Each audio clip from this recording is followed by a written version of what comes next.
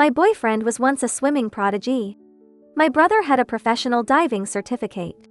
But I perished alone in the raging waves. Because when the big wave hit, my brother and boyfriend simultaneously gave their only remaining life jacket to their beloved. Chapter 1. No one heard my cries for help. Later, when they saw my body, they went mad. They said a lifeguard couldn't possibly drown. After struggling in the sea for 3 days and nights, I finally closed my eyes. After my death, I drifted back home. But to my surprise, the house was filled with laughter and joy. Lucy, happy birthday. My boyfriend took out a necklace. Chris, thank you. The woman covered her mouth in surprise. The sunlight after the rain was dazzling, making the diamond shine even more. But I felt cold all over. It turned out this was a birthday gift for her. I had accidentally found the necklace while tidying up the room. I thought it was a surprise Chris had prepared for me. What a joke.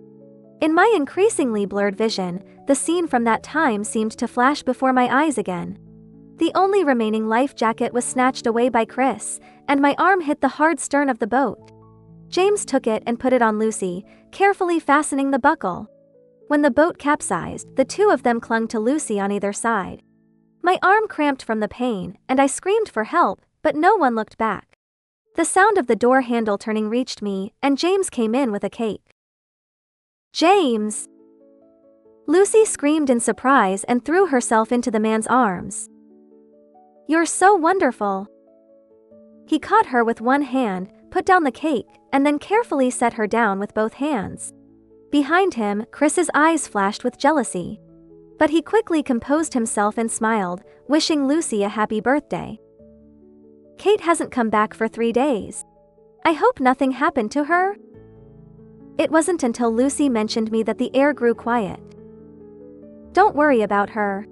She'll come back on her own if no one pays attention to her, James said, urging Lucy to quickly blow out the candles. But brother, this time I really can't come back. I struggled in that storm for 3 days and nights, holding on to the hope that you and Chris would come to save me, and the fear of death that could come at any moment. But in the end, I never saw any rescue, only the increasing worry in Lucy's eyes. Chris comforted her. How could a lifeguard get into trouble? She was just being stubborn over the life jacket. After struggling in the sea for 3 days and nights, I finally closed my eyes. After my death, I drifted back home. But to my surprise, the house was filled with laughter and joy. Lucy, happy birthday. My boyfriend took out a necklace. Chris, thank you. The woman covered her mouth in surprise. The sunlight after the rain was dazzling, making the diamond shine even more. But I felt cold all over. It turned out this was a birthday gift for her. I had accidentally found the necklace while tidying up the room. I thought it was a surprise Chris had prepared for me. What a joke. In my increasingly blurred vision, the scene from that time seemed to flash before my eyes again. The only remaining life jacket was snatched away by Chris, and my arm hit the hard stern of the boat. James took it and put it on Lucy, carefully fastening the buckle. When the boat capsized, the two of them clung to Lucy on either side. My arm cramped from the pain, and I screamed for help, but no one looked back. The sound of the door handle turning reached me, and James came in with a cake. James! Lucy screamed in surprise and threw herself into the man's arms. You're so wonderful. He caught her with one hand, put down the cake, and then carefully set her down with both hands. Behind him, Chris's eyes flashed with jealousy. But he quickly composed himself and smiled, wishing Lucy a happy birthday. Kate hasn't come back for 3 days. I hope nothing happened to her. It wasn't until Lucy mentioned me that the air grew quiet. Don't worry about her. She'll come back on her own if no one pays attention to her, James said, urging Lucy to quickly blow out the candles. But brother, this time I really can't come back. I struggled in that storm for 3 days and nights, holding on to the hope that you and Chris would come to save me, and the fear of death that could come at any moment. But in the end, I never saw any rescue, only the increasing worry in Lucy's eyes. Chris comforted her. How could a lifeguard get into trouble? She was just being stubborn over the life jacket. Chapter 2. Suddenly, I felt like crying, but also like laughing. This was the boyfriend I had once saved from despair. Lucy put down the knife she was about to use to cut the cake, her face tight. It's all my fault, I shouldn't have insisted on going out to sea that day. She seemed genuinely remorseful for her behavior that day. Because she wanted to go out to sea, Chris and James did everything to make her wish come true. They ignored the boat rental company's warnings about the bad weather. They even dragged me onto the boat, saying that having a lifeguard like me would ensure Lucy's safety. I didn't want to go, but James called me his sister. Since our mother passed away, he never acknowledged me as his sister again. Because I was on the nearby beach, I saw her walk into the water. But I was only 4 years old at the time and didn't understand what was happening. I just saw my mother disappear into the water and cried loudly. Eventually, I fainted and woke up to be told that I no longer had a mother. From that day, the brother who used to gently coax me changed. He would coldly tell me to stay away from him and never called me sister again. When I grew up, I became a lifeguard and saved many people. But the person I most wanted to save could never be saved again. So I compromised because I wanted to repair my relationship with James. I thought it was a new beginning, but it was the end. That was the last time I heard him call me sister. But I never expected him to say such things to comfort Lucy. Kate is a jinx who brings trouble. Not only did she cause my mother's passing, but she also almost killed us. Lucy, this isn't your fault. At that moment, it felt like a knife had cut open my chest, stirring the little flesh and blood that remained. Chapter 3. James said, taking out his phone and sending me a voice message. If you don't come back, don't ever come back in this life. Just consider that I never had a sister like you. His words came true. Indeed, I would never come back in this life. I drifted back from a deserted island. Just took a quick look at my lifeless body. My mouth and nose were full of foam, and my face was dirty and unsightly. As I turned away, I silently told myself, in the next life, I don't want to be James's sister. My gaze fell on the man deep in thought nearby. I thought Chris, as my boyfriend, would defend me. After all, I saved him from despair. The swimming prodigy forced to retire due to injury. I told him there were many things he could do besides swimming. He joined the rescue team with me, watching me save one person after another. Finally, he found hope in life again. Kate, I want to save more people with you. Once, I almost didn't make it back after saving a mischievous little girl. I swam back to shore as the sun set. Chris, a grown man, cried heavily, scolding me for being reckless. Is someone else's life more important than your own?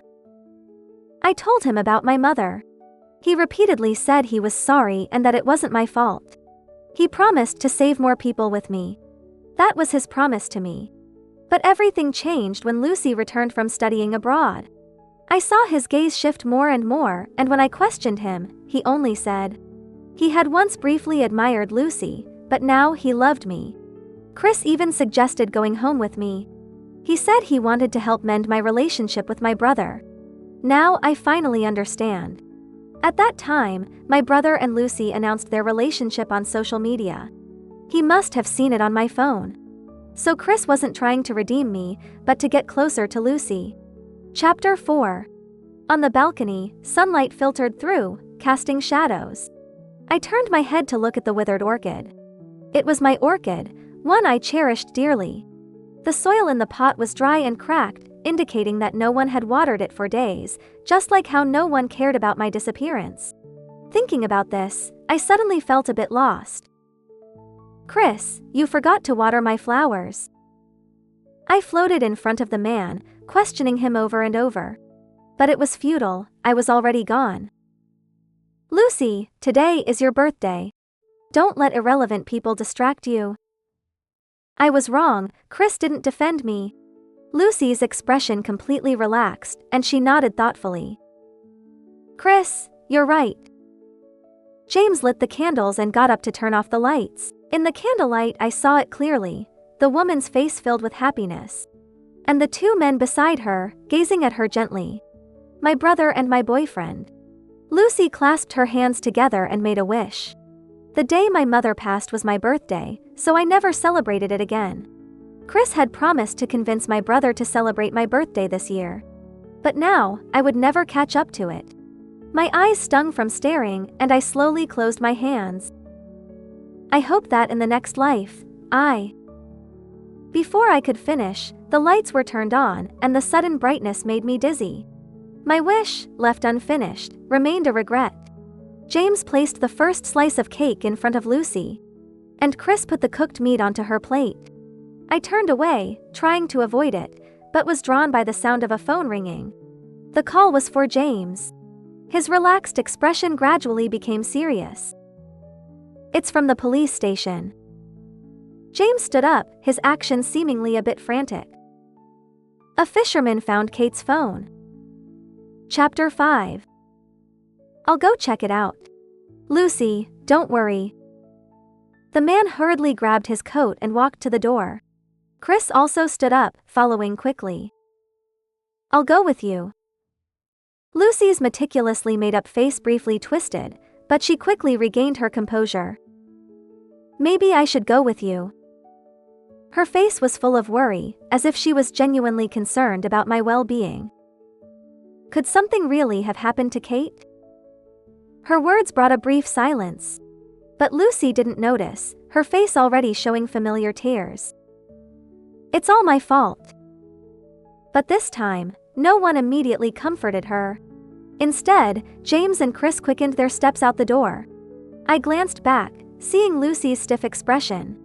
The tear on her face remained unshed for a long time. I followed the two men to the police station.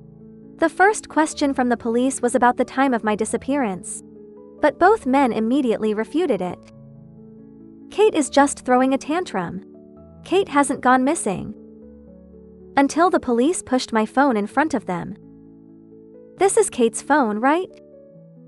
Through the plastic bag, Chris's pupils contracted sharply. He couldn't have forgotten. The man took out his phone, his hands trembling slightly. The sound of it dropping on the table was particularly clear.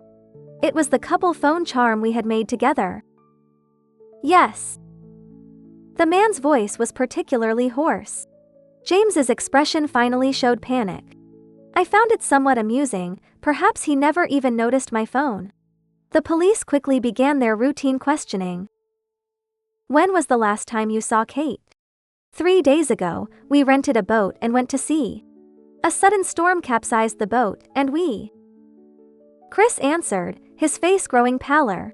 Chapter 6. He must have remembered giving the life jacket to Lucy. And how he and James carefully protected her. No one looked back at me. We were separated by the waves. Chris and I protected another non-swimmer and swam back to shore. James added, seemingly justified. How long has it been since you last saw Kate? About 3 days. James answered and then urgently added.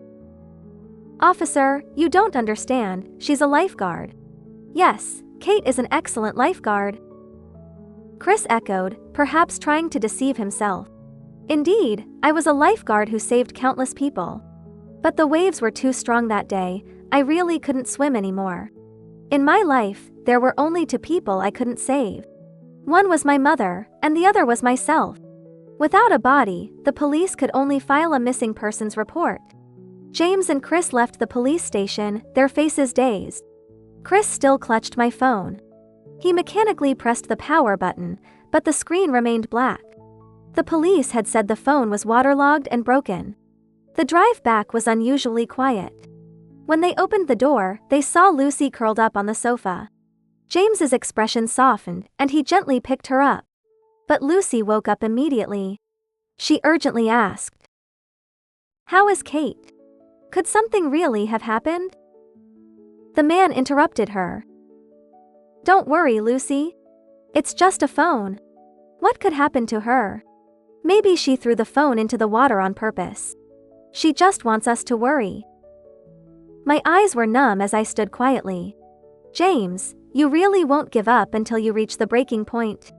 Chapter 7. In the end, James still took Lucy back to their home. while Chris sat lifelessly on the balcony. That was my favorite place to be. When the weather was nice, the sun would warm my body. But now it was night, with the moon hidden behind the clouds. The man lost his focus and slowly lay down. He closed his eyes, not knowing what he was thinking, then suddenly got up. Chris dialed my number repeatedly. It took him a long time to realize the phone was in his hand. He threw my phone to the ground, and it slid behind a flower pot. He got up and went to the guest room, not our room. I sighed heavily. He still hadn't seen my orchid. Who knows how long it will be before someone finds my body.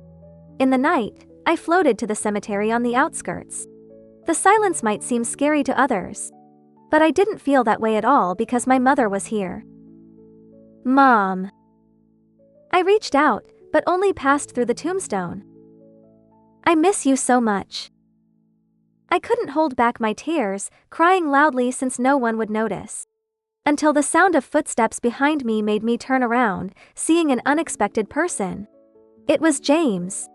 But I couldn't understand why he was at the cemetery so late at night. Mom! You said I would have a cute sister. But she took you away. I hate her so much. Wasn't that right? The man's voice grew lower. The heavy clouds dispersed, and moonlight fell on the ground. Reflecting on James's face, his eyes seemed wet. The next moment, he turned abruptly, walking away quickly. I felt dazed. His figure gradually disappeared, as if what had just happened was an illusion. Chapter 8. I stood there for a long time before returning home. Just in time to catch Chris hurrying out, I followed him. To my surprise, his destination was a bridal shop. Chris, you finally came. James and I have picked out a suit for you. James stood by, watching Lucy with a smile in his eyes. My hand slowly clenched. How could he act so nonchalant? Yesterday, the police filed a missing person report for me, yet today he was here with Lucy trying on wedding dresses. Chris, you'll be my best man, and Kate will be my bridesmaid. Lucy pushed the man, but Chris froze. Is there any news about Kate? James scoffed disdainfully, the sound piercingly painful. She even changed her phone number to send Lucy a message yesterday. She's just pretending. My mind went blank for a moment. Who sent her a message? The woman took out her phone, her expression unconsciously showing grievance. Kate has gone too far this time. I stared at the screen, wanting to see it clearly. See? My brother is worried sick about me. And then there's the message telling me to get out of his life and stay away from Chris. Chris's face darkened. He didn't question it, nor did James. A message from an unknown number, and they thought it was me. They were willing to believe in my selfishness and malice, even staging a melodramatic act. Let her reap what she sows. Those were the words from my boyfriend. Lucy quickly changed into her wedding dress, looking like a princess in the mirror. James was still in the dressing room. Chris looked at her in awe, his eyes fixed on her. Finally, he unconsciously walked up to Lucy. Lucy, seeing you happy makes me happy too. It's time for me to let go. Chapter 9. Listening to my boyfriend's heartfelt confession, I placed my hand on my chest and then slowly lowered it. I once dreamed of wearing a wedding dress for him, to walk through life hand in hand. Now it seems like a big joke. I misjudged people, misplaced my true feelings. And Chris, you played both sides, pleasing everyone. But now I won't waste my thoughts on unworthy people. Lucy looked moved, opening her arms. The man didn't avoid it, and they hugged tightly for a moment. From now on, Chris, you'll be my brother. Chris's eyes turned red, but I only felt disgust. After changing into his suit, James asked the shop assistant to take a photo. He said to send it to me. He even said that if I didn't come back, he wouldn't let me attend his wedding. I'll talk to Kate later. Apparently, Lucy's act was flawless, no one noticed anything strange about her. The police called again, breaking the peace. James took the call, his expression not showing any tension. I want to see how she acts. Lucy, show the police that text message. They wanted to take Lucy with them, but she found an excuse to refuse. It made sense, the so-called message from me would only expose her faster. I followed them to the police station, where the police first introduced them to someone. I knew this person too, he was the cemetery staff. Mr. Lin said that Kate had bought a plot at the cemetery on the outskirts. But according to our investigation, Kate was in good health. Do you, as her family, know the reason? Both men looked bewildered. James was the first to recover, grabbing the contract to check. When he saw the last page, he slammed the contract on the table. No one else knew the reason. Only I did. Because the plot I bought was right next to my mom's. Chapter 10. I'll cancel the contract. James's face was extremely stern, almost shouting the words. Sir, you don't have the authority to. I'm Kate's brother. I said the contract is cancelled. The cemetery staff tried to explain. Miss Kate said this plot was very important to her. Besides, this plot is very popular, many people are vying for it. I suddenly felt touched, a stranger was willing to do so much for me. This cemetery plot was actually a birthday gift I prepared for myself. It wasn't morbid, it was my decision. When I heard the spot next to my mom was available, I wanted to do it. I hoped that many years later, I could be closer to her. But James didn't understand, or he pretended not to. The police controlled James's agitation. Mr. James, we have another piece of physical evidence. I followed them to see the boat, with dark red fabric hanging from the stern. That was the mark of my struggle after they abandoned me. How much I wanted to survive, both men fell silent. Was this the boat you were on the day of the incident? Yes. We need Mr. James to provide a DNA sample. The whole process, the man seemed lost, muttering to himself. No way. The two men were kept at the police station until nightfall. The test results came back faster than I expected. After testing, the blood stain belongs to Kate. As soon as the police finished speaking, Chris quickly retorted. What does that prove? It's just a bit of blood. Kate was a lifeguard, she wouldn't really drown. Why was he so certain? I couldn't understand. After all, I was just a person of flesh and blood. Chapter 11. This time, even the police showed some disapproval. Mr. James, Mr. Chris, I think you. He was interrupted by a sudden phone call. He answered it, his expression turning serious. A fisherman found a female body on a deserted island, aged between 20 and 30. The police suspect it might be the missing Kate. Both men were stunned. I stood nearby, watching until dawn. The police brought back the body, which was me. The preliminary autopsy results indicate that the cause of death was drowning. Now, we need you to identify the body. The forensic doctor opened the freezer, and my body was wheeled out. Fear and shock flashed in the men's eyes, but I was too indifferent to care. Seeing my post-mortem state still startled me. When I left that deserted island, I didn't have these injuries. The forensic doctor explained they were caused by seabirds after death. Is this Kate? The police asked 3 times. James looked at my neck and nodded. The safety amulet on my neck was originally meant for him, but he threw it away. I picked it up and wore it to avoid wasting it. Chris looked at my wrist and also nodded. That scar was from saving him, caused by underwater rocks. It left a permanent mark that never healed. He once kissed it tenderly and promised to pick wedding gloves that would cover it. James kept shaking his head, seemingly unwilling to accept the truth. Chris insisted on a further autopsy. I refused to believe Kate drowned. She was a lifeguard. Again with that line. I was utterly fed up. Chapter 12. Yes, I don't believe it either. As her brother, I agreed to a further autopsy. I couldn't stop them, just watched as James signed the consent form. They stubbornly stayed, waiting for the final result. But what could they do?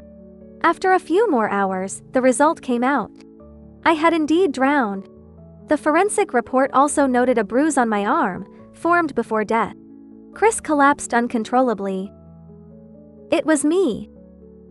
That was from him grabbing the life jacket. He didn't care if my arm hit the hard stern to give it to Lucy. The man whimpered like a child, just like the day I saved him. I dragged him to shore, and he scolded me for saving him. Though his face was wet, I still saw his tears. You can't die on my watch. I forced an ambulance to come and visited him every day in the hospital. Thinking of this, my heart ached. Taking a deep breath, I coldly watched Chris. Who was he pretending for now?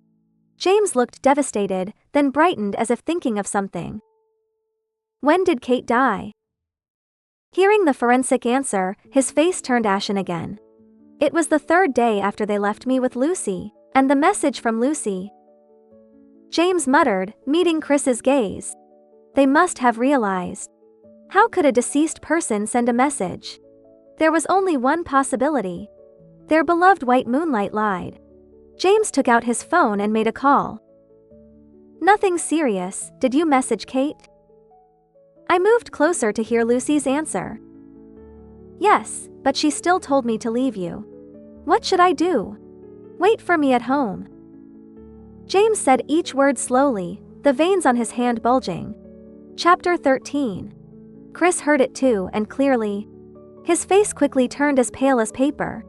The police concluded the case as an accidental death. James intercepted the cemetery staff at the police station entrance. Please prepare that plot for me. The staff's face was still sour from James's earlier rudeness. But his attitude changed to pity at James's next words. My sister, she's gone. Please hurry, she will be scared alone outside. He was pleading. The cemetery staff nodded heavily. James and Chris rushed home.